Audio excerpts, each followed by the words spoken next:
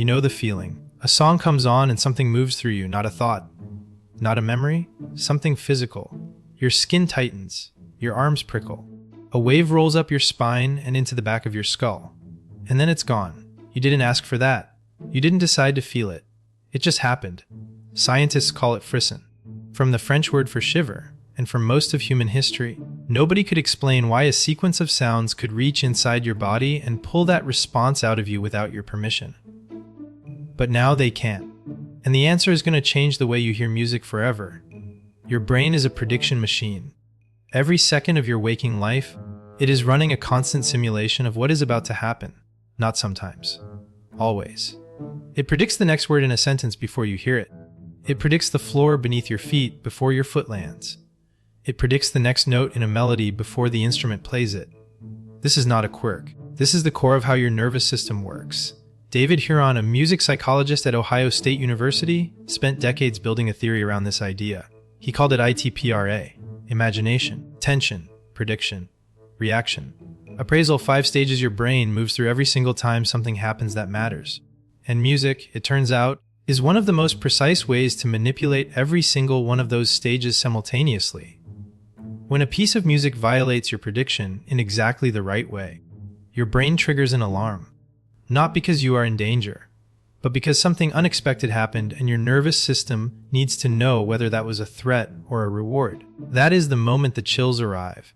But here is where it gets stranger. Not everyone gets Frisson. Research led by Matthew Sachs at the University of Southern California found that roughly 30% of people experience it regularly. The rest almost never do. And when Sachs looked at brain scans, he found that people who get chills have a measurably different brain structure. More nerve fibers connecting the auditory cortex to the areas that process emotion. A thicker highway between the part of your brain that hears and the part of your brain that feels. You are not more emotional than people who don't get chills. You are more wired. Literally. Your brain has more physical connections between sound and feeling than theirs does. Think about what that means for a moment. The chills you get from a song are not a learned response. They are not cultural. They are not a habit. They are the direct result of how densely your brain is constructed. The music is not moving you. The music is finding the architecture that was already built inside you and playing it like an instrument. Now go back further, way further. Before language, before fire, before tools. Your ancestors lived in a world where sound was information, and information was survival. A sudden sound meant predator. A change in the wind meant weather. A specific call from another human meant danger, or safety, or come here, or run. Your nervous system evolved to respond to unexpected sound with instant full-body alertness. Not thought, alertness. Because the ones who stopped to think about whether that noise was a lion were the ones who got eaten. That physical response, the skin tightening, the spine prickling, the sudden surge of attention, that is the same system that fires when music catches you off guard. You are not appreciating art in those moments.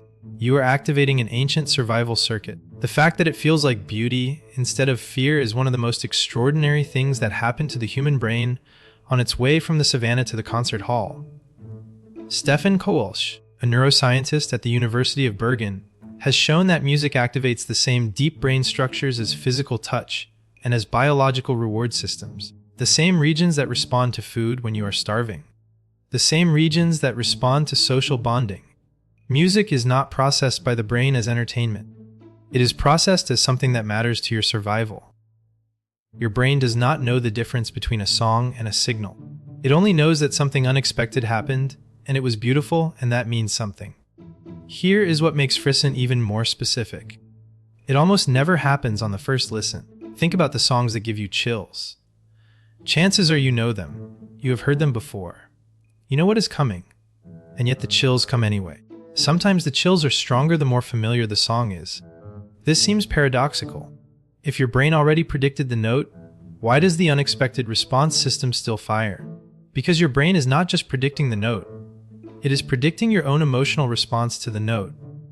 And when that emotion arrives, right on cue, exactly where you knew it would be, your brain registers that as a kind of reward. You predicted that you would feel something. You were right, and being right in your nervous system's accounting is its own form of pleasure.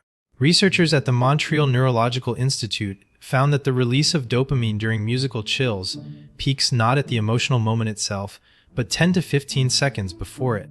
Your brain is rewarding you in advance for the anticipation of something beautiful you already know is coming. You have done this. You have listened to a song and felt the chills start before the drop, before the key change, before the singer's voice cracks on that one note. Your body is already there, already inside the feeling, before the sound that causes it has even been played.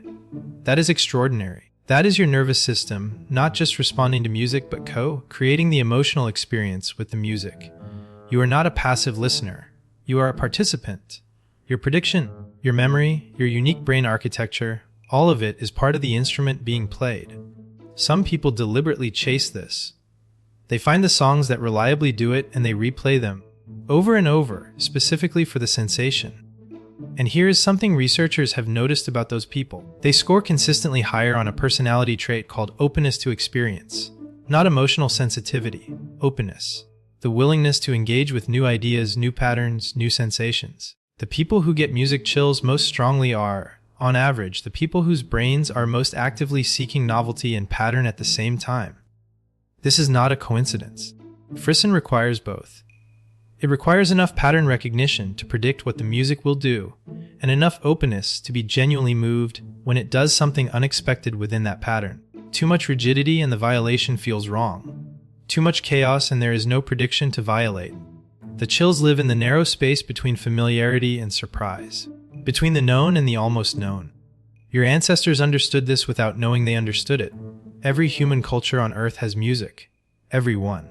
No exception has ever been found. And every culture uses music at the moments that matter most. Birth, death, war, ceremony, grief, celebration. Not because music is decorative. Because music does something to the human nervous system that language cannot. It synchronizes people.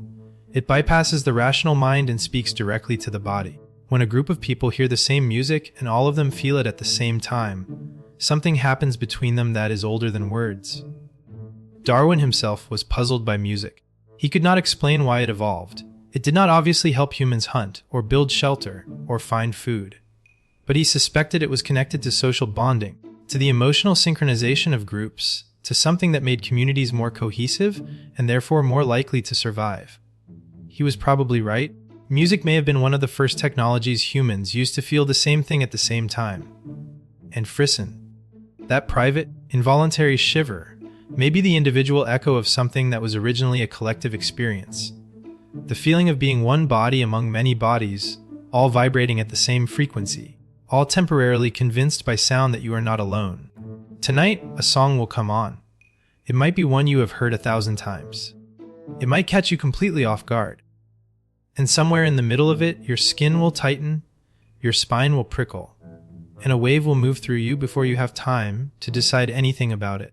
That is not you reacting to music. That is 300,000 years of human evolution, a brain architecture shaped before language existed, and a nervous system that still does not know the difference between a song and a signal, briefly, perfectly, reminding you that you are alive.